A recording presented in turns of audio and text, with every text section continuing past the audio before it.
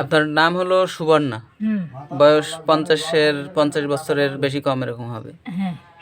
তো আপনি 15/5/26 আমার কাছে আসছিলেন আপনার আঘাতজনিত একটা ব্যথা নিয়ে। তো আপনার সেটা আঘাতজনিত ব্যথা মোটামুটি 5 মাস যাবৎ আপনি ব্যথাটা আপনি ভোগ করতেছিলেন, এবং সেটা হচ্ছে ডান হাঁটুর জয়েন্টে, মানে রাইট লেগের আপনার নি জয়েন্টে ব্যথা ছিল, যেটা মেডিকেলের ভাষায় বলা হয়।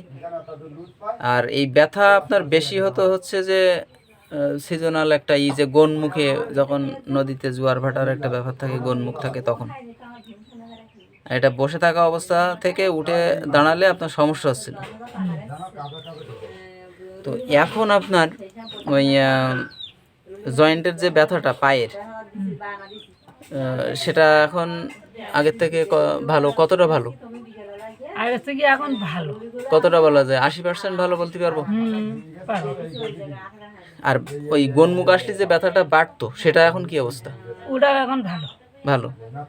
বসে থাকা অবস্থা থেকে হঠাৎ যদি আপনি উঠে দাঁড়ান, তাহলে আপনার সমস্যা হচ্ছিল, সেটা এখন ভালো। সমস্যা হচ্ছে না। এজন্য আপনি এলোপ্যাথি ডাক্তার দেখাইছিলেন আগে। তা এলোপ্যাথি ওষুধ খাওয়ার পরে কি পরিবর্তন কি বুঝেছেন? মানে এলোপ্যাথি ওষুধ যখন খাইছিলেন, তখন এলোপ্যাথি ওষুধে কি পরিবর্তন হয়েছিল? ভালো হয়েছিল? না, হচ্ছে না। আচ্ছা আচ্ছা।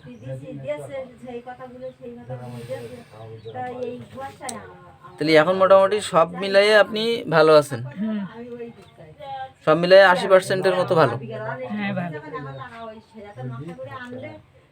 আচ্ছা, ঠিক আছে।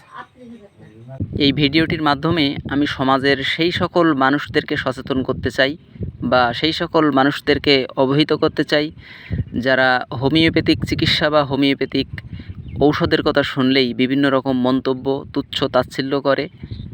তো আমি তাদেরকে বলতে চাই যে আমার চেম্বারে বা আমার কাছে যে সকল রোগীরা চিকিৎসা নিতে আসেন, তার সংখ্যাগরিষ্ঠ রোগীরাই বিভিন্ন শ্রেণীর এলোপ্যাথিক চিকিৎসকদের কাছে চিকিৎসা নিয়েছেন, বা চিকিৎসা হয়ে যারা বিফল হয়েছেন, অর্থাৎ যারা আরোগ্য হননি, যারা হতাশ হয়ে গেছেন, সেই সকল রোগীরাই আমার কাছে আসে।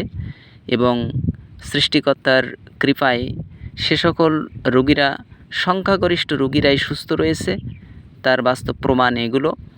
এবং আপনারা সেই সকল রোগীরা যারা হোমিওপ্যাথি চিকিৎসা নিয়েছেন, বিভ্রান্ত হয়েছেন, হোমিওপ্যাথি চিকিৎসা নিয়ে আপনারা হোমিওপ্যাথি থেকে মুখ ফিরিয়ে নিয়েছেন, এবং আপনারা মনে করেন যে হোমিওপ্যাথিতে কোনো কাজ করে না, হোমিওপ্যাথি চিকিৎসায় কোনো আরোগ্য লাভ সম্ভব না, বা এই ঔষধ কোনো কাজে আসে না, সেই সকল রোগীদেরকে আমি এই বার্তাটি পৌঁছাতে চাই। আর সেই সকল রোগীদের দৃষ্টি আমি আকর্ষণ করছি যে আপনারা হোমিওপ্যাথি বা এলোপ্যাথিক চিকিৎসা নিয়ে আপনারা ব্যর্থ হয়েছেন, বা আপনারা এখনও আরোগ্য হতে পারেননি, বা আপনারা অনেক চিকিৎসা নেওয়ার পরেও আপনাদের কোনো কাজ হয়নি, আপনারা বিভ্রান্ত হয়ে গেছেন, বা আপনারা হতাশ হয়ে গেছেন।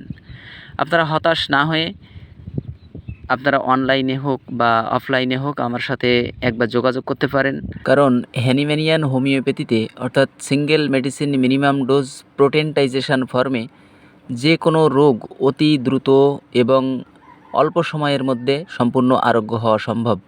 যারা মনে করেন যে হোমিওপ্যাথিতে কাজ করে না, আমি তাদের উদ্দেশ্যে বলতে চাই যে 1 ফোঁটা বিষ খেলে মানুষ মারা যায়, সেটা কিন্তু বৃহৎ কোনো ট্যাবলেট বা ক্যাপসুল এরকম কোনো কিছু নয়, সেটা 1 ফোঁটা বিষ। বা আমরা অনেক সময় দেখেছি যে অনেক রোগী সাপে কামড়ানোর পরে মারা যায়। তো সেখানে সাপের সামান্য একটু আঘাত, সেটাতেই কিন্তু একজন মানুষের মৃত্যু হয় বা একজন মানুষ মারা যায়।